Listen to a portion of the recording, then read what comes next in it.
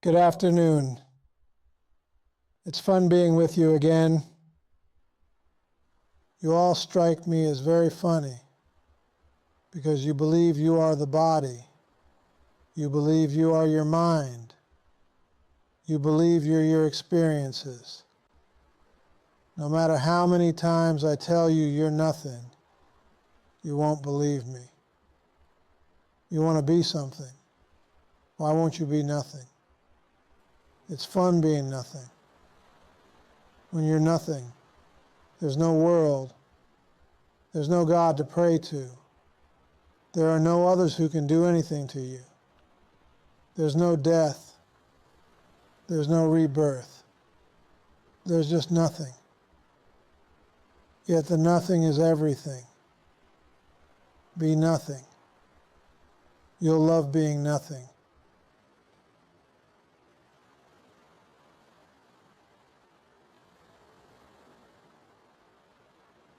You don't believe me, do you? You think you have to be something. What a group. You think you're personal. You're an ego. You're always wrapped up in me, me, me, me, me. True? You're always thinking about yourself. I need this. I want that. This is wrong. This is right. There's always something.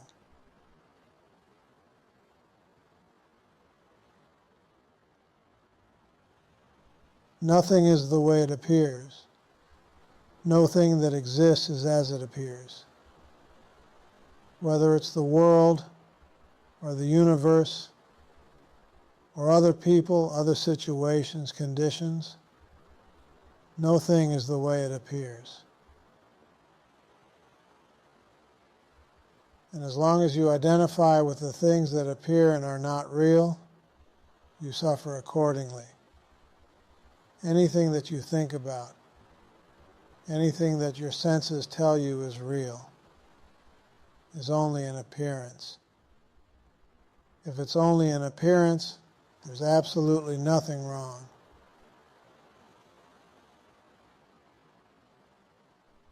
If it were a real entity, if the world were real, if the universe were real, you would have something to worry about.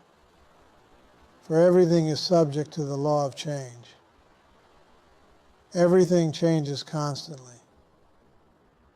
You become frustrated, you become confused, you become confounded when you have faith in the world, because the world's always changing.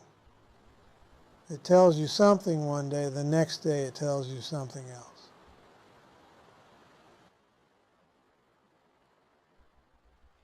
Even science agrees with this. Science tells us that everything is composed of atoms and energy. And when the atoms spin at a certain rate of speed, this determines what the object is. Science tells us that our eyes see a reflection of light, and the reflection of light causes the image to appear before us as a tree, as a person, as a mountain, as an ocean, as the moon. In other words, science is beginning to see that no thing exists the way it appears to exist. It only exists because you exist. If you weren't around to see it, there would be no existence. It is only because you are around and awake, so to speak, you awaken the ego, that things appear as they appear to you. Yet no thing appears the way it looks.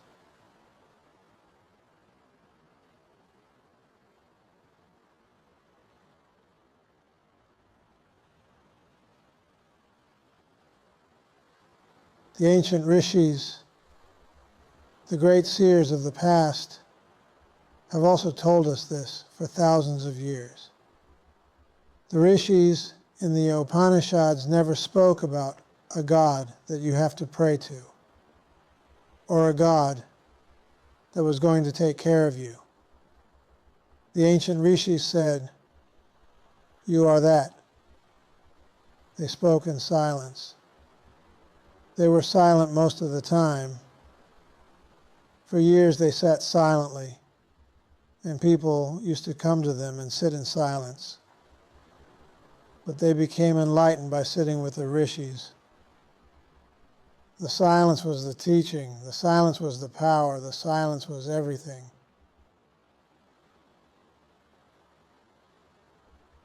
The world, the body, the universe.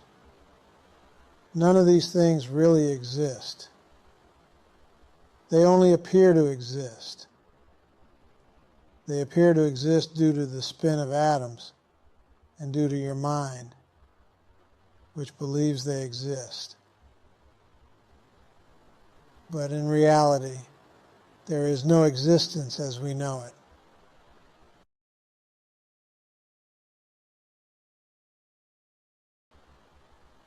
Therefore, if you want to become happy, you must awaken to the truth about yourself.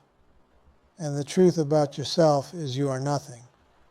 And when you become nothing, you become everything.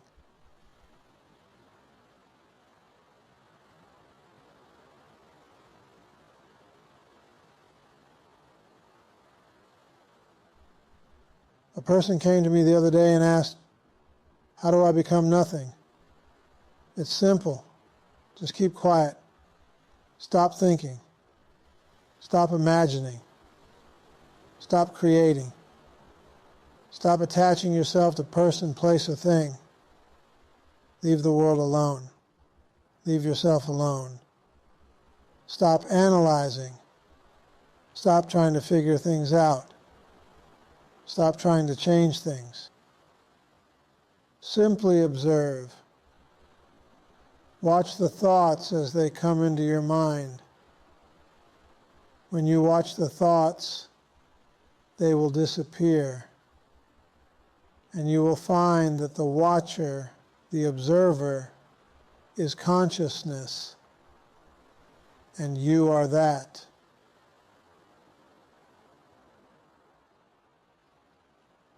This is called Advaita Vedanta, the highest truth that exists.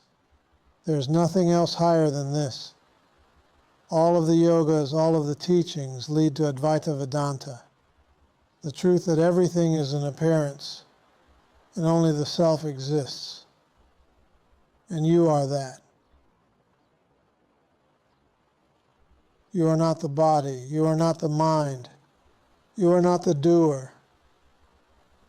You are pure awareness. You are consciousness. This is your real nature. This is who you are. This is the truth. Everything else is a lie.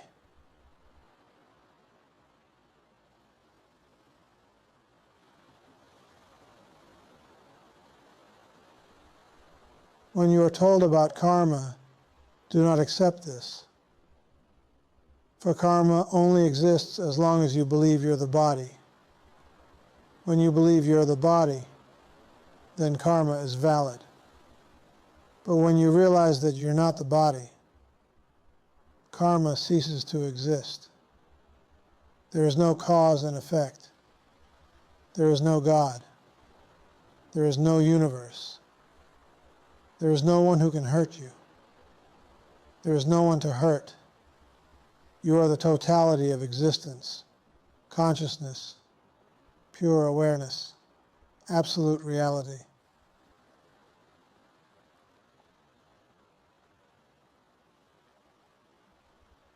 The rishis of the Upanishads have always said the same thing, that there is only one ultimate oneness. They came to this conclusion independently, often without even knowing each other. They didn't need any external communication. They sat in silence. They went within, and they all realized the same truth, that everything is one.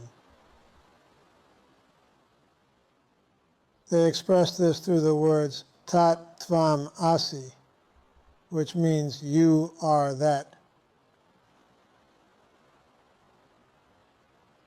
You are already the reality. But you don't recognize it because you're too busy analyzing, too busy trying to understand with your mind. The desire to be enlightened itself is a hindrance. Enlightenment isn't about achieving something new. It is about letting go of the false and recognizing what is always present. You do not have to fight against your circumstances. There is no need to change anything.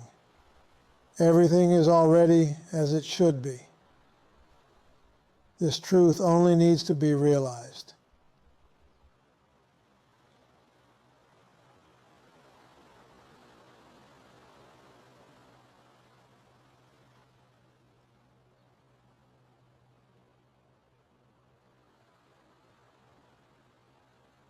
If you are striving to improve yourself or change your current state of affairs, you are reinforcing the idea that there is something wrong with you that needs fixing. This is the ego's way of staying in control. In reality, the only problem is the belief that you are separate, that you are an individual with a personal will.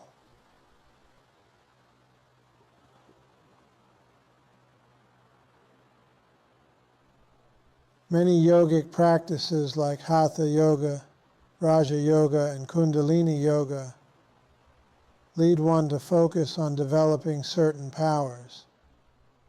But these powers belong to the realm of duality. The desire to attain these powers, or even the state of samadhi, keeps you stuck in a sense of separation. There is nothing to be achieved, nothing to be gained.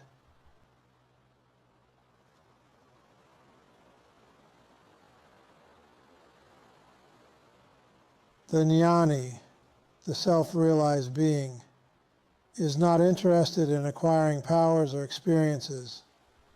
The Jnani has no desires, for there is no sense of separation, no sense of I. The Jnani abides in the silence of pure awareness.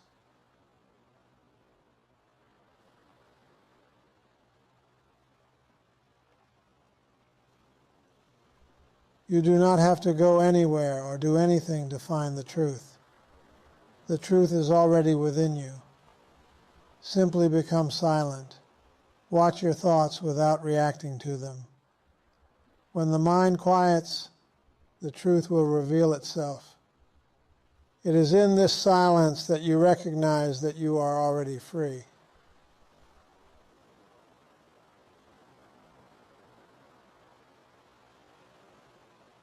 Let go of all striving. There is no need to improve yourself or change your circumstances.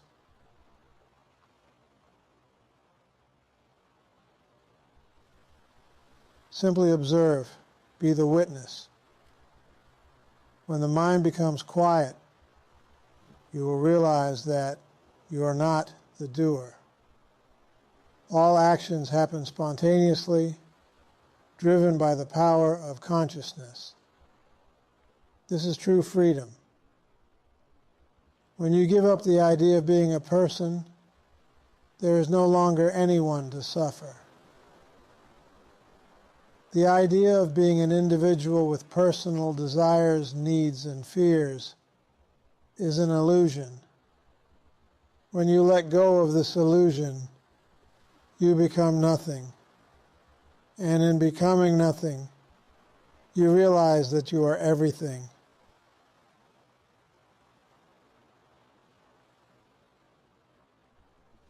The highest teaching is silence. There is nothing more to say. Words are simply pointers to the truth, but they cannot capture it. The truth can only be realized in the silence of your being.